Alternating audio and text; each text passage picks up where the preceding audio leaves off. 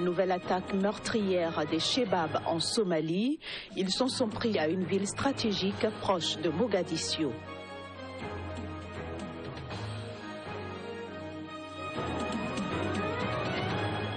Enfin, le prix Nobel de la paix Malala Yousafzai exhorte la communauté musulmane à se conformer au véritable message de l'islam qui prône la paix.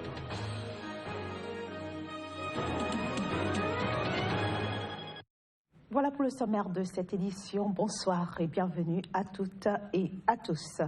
La Cour pénale internationale a donc déclaré ce mercredi l'ancien vice-président congolais Jean-Pierre Bemba et ses 4 co-accusés coupables de subornation des témoins, un crime commis dans le dessein d'obtenir l'acquittement de Jean-Pierre Bemba dans son procès pour crimes de guerre et crimes contre l'humanité. Les images. Aucun système légal au monde ne peut accepter que des témoins soient soudoyés, incités à mentir ou briefés. La Cour pénale internationale non plus, a déclaré le juge Bertram Schmitt à la lecture du verdict. La peine maximale peut atteindre 5 ans d'emprisonnement, une amende ou les deux, mais la défense envisage de faire appel. Les accusés, Bemba, Kilolo et Magenda, ont établi un plan commun pour tromper la Chambre 3 dans le procès principal. Les preuves montrent clairement qu'ils ont travaillé ensemble de manière rapprochée pour présenter de faux éléments de preuve. Ils ont exécuté ce plan en présentant 14 témoins qui avaient été achetés ou reçu des promesses indues ou avaient été entraînés ou avaient reçu l'ordre de présenter de faux éléments de preuve. L'ancien chef de guerre, ses avocats, Aimé Kilolo et Jean-Jacques Magenda, ainsi que Fidel Babala, un député du parti Mouvement de Libération du Congo MLC et un témoin de la défense, Narcisse Arido, avaient versé de l'argent et donné des cadeaux à des témoins ou leur avaient promis une réinstallation et une sécurité en échange de faux témoignages devant la CPI. Il s'agit du premier procès pour subornation de témoins de l'histoire de la CPI, lancé après que le bureau de la procureure ait reçu une information de la part d'une source anonyme. L'ancien riche homme d'affaires de 53 ans a été condamné en juin à 18 ans de prison pour la vague de meurtres et de viols commis par sa milice, le MLC, en Centrafrique, entre octobre 2002 et mars 2003. Celui qui est surnommé le Mobutu miniature a interjeté appel de sa condamnation fin septembre, dénonçant des vices de forme et évoquant notamment l'arrestation de son avocat durant le procès. Le tribunal militaire de Yaoundé a rejeté ce mercredi la demande de relâche du correspondant de RFI au Cameroun, Ahmed Abba, qui est détenu depuis plus d'1 an pour complicité d'actes de terrorisme, reste donc en prison. Bien qu'il ait toujours clamé son innocence, ce monsieur risque la peine de mort, peine prévue par une loi controversée de lutte contre le terrorisme en vigueur depuis fin 2014 au Cameroun. Et contrairement à Ahmed Abba, le colonel Mamadou Bamba recouvre la liberté au Burkina Faso. Cet officier qui avait annoncé le coup d'État du général Gilbert Diendéré en direct à la télévision nationale le 17 septembre 2015 a bénéficié d'une liberté provisoire. Inculpé dans l'enquête sur la tentative de coup d'État, le colonel Bamba était depuis détenu à la maison d'arrêt et de correction des armées à Ouagadougou où sont inculpés les principaux accusés de cette affaire. Et puis le roi du Maroc, Mohamed VI, a entamé ce mercredi une tournée en Afrique de l'Est. Objectif, promouvoir la candidature du Maroc qui cherche, vous le savez, à réintégrer l'Union africaine quittée il y a plus de 30 ans. Première étape de la tournée, le Rwanda, où Mohamed VI a rencontré le président Paul Kagame. Les deux personnalités ont signé 19 accords bilatéraux, notamment dans le secteur économique. Le président rwandais a reçu ce mercredi la visite du roi de Maroc, Mohamed VI. Une rencontre au cours de laquelle 19 accords bilatéraux ont été signés, notamment dans le secteur économique. Après le Rwanda, le roi marocain va se rendre en Tanzanie et en Éthiopie. Une tournée qui intervient après la demande officielle du Maroc de réintégrer l'Union africaine. En effet, le pays avait quitté l'organisation en 1984 pour protester contre l'admission de la République arabe sahraoui démocratique qui revendique l'indépendance du Sahara occidental. Le souverain a déclaré que la décision de son pays de réintégrer l'Union africaine ne signifiait pas le renoncement du royaume à ses droits sur le Sahara occidental. Il faut souligner que le retour du Maroc au sein de l'Union africaine doit être validé par un vote au sein de la commission de l'organisation. Je l'annonçais en titre, les rebelles islamistes somaliens Shebab ont mené mardi une offensive éclair contre Afgoye, une ville stratégique située à une trentaine de kilomètres au nord-ouest de Mogadiscio, la capitale du Somalie. Le bilan de l'offensive fait état d'au moins 10 soldats et civils tués. Les assaillants se sont retirés aussitôt après l'offensive. L'offensive, qui a duré plusieurs heures, a principalement visé un poste de police attaqué à l'aide d'une voiture remplie d'explosifs et des bases militaires de l'armée somalienne. De violents échanges de tirs ont par ailleurs été entendus dans plusieurs quartiers de la ville.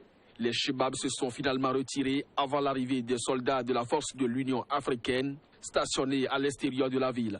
Selon un habitant, la plupart des personnes tuées l'ont été dans l'explosion de la voiture piégée. Plus de 10 personnes ont été tuées, principalement des soldats, a-t-il déclaré. L'Abisom a confirmé sur son compte Twitter qu'une voiture piégée avait visé un poste de police, mais que les forces somaliennes avaient tenu leur position en attendant l'arrivée de renforts. L'attaque menée à quelques dizaines de kilomètres seulement de la capitale somalienne met une fois en évidence la fragilité du pays à quelques semaines d'un processus électoral censé conférer un peu plus de stabilité à cet état de la Corne de l'Afrique. Parlons d'une autre attaque, notamment celle perpétrée par le groupe djihadiste Boko Haram au Nigeria, bien sûr.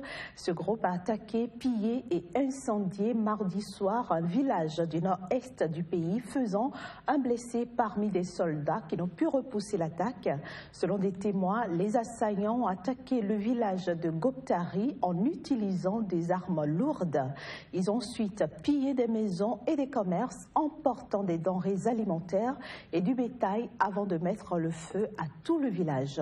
Il faut dire que les combattants de Boko Haram ont également pris le dessus sur les soldats de l'armée et leur ont dérobé un véhicule équipé de mitrailleuses. C'est la deuxième fois, la deuxième ville pillée et rasée par Boko Haram dans cette zone après la localité de Kalali attaquée il y a seulement 2 jours. Depuis lundi dernier, les travailleurs de la santé sont en grève au Mali. Dans certains hôpitaux de Bamako, la capitale, comme par exemple le centre hospitalier universitaire du Point G ou même l'hôpital Gabriel Touré, seul un service minimum est assuré aux patients. Il faut dire que c'est la deuxième fois en moins d'un mois qu'une telle grève est observée dans le pays. Les travailleurs de la santé qui réclament une augmentation de la prime des fonctions spéciales devraient poursuivre le mouvement jusqu'à vendredi prochain. Parlons maintenant de cet incident survenu devant l'ambassade des États-Unis aux Philippines. Ce mercredi, à Manille, un fourgon de la police a roulé sur des manifestants favorables au président Rodrigo Duterte. Le mouvement qui a tourné au drame était destiné à soutenir les récentes déclarations du président de la République, Rodrigo Duterte. Un véhicule de la police philippin a effectué une marche arrière et a ensuite foncé sur un groupe d'une douzaine de manifestants. Il a roulé sur au moins un d'entre eux et en a percuté d'autres. Cet incident a été confirmé par le chef de la police. Toutefois, il a affirmé que le conducteur n'était pas en faute et a déclaré que les manifestants essayaient de retourner le véhicule. Selon un officier de la police, les manifestants avaient forcé le barrage des forces de l'ordre qui protégeaient l'ambassade américaine et 23 d'entre eux ont été arrêtés. Christina Palabey, porte-parole du groupe d'extrême gauche à l'origine de cette manifestation, a quant à elle rejeté la responsabilité de cet incident sur la police.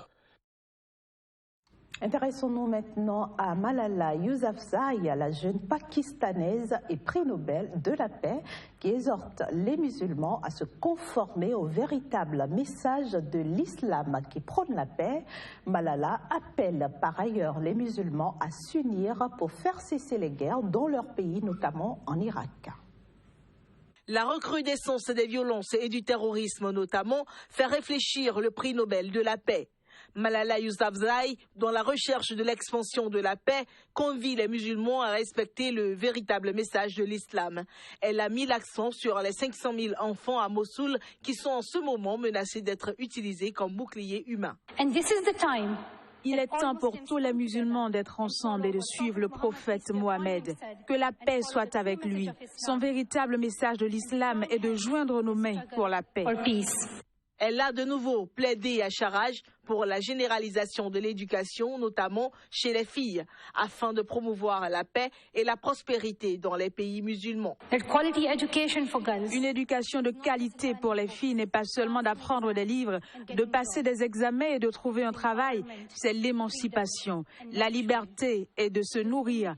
C'est l'indépendance en leur donnant les moyens de tenir sur leurs deux pieds. Ensemble, nous devons faire la promesse à cette génération de l'émanciper avec l'éducation dont elle a besoin pour apporter la paix et la prospérité dans les pays. Nous devons joindre nos mains pour mettre fin aux guerres et aux conflits. Âgée de seulement 19 ans, Malala, qui milite pour le droit des filles à l'éducation, s'est vue décerner le prix Nobel de la paix en 2014 après avoir été grièvement blessée à la tête par des assaillants talibans. Et c'est sur ces images que se referme cette édition, mais vous le savez, l'information continue sur SICA. Restez donc en notre compagnie et passez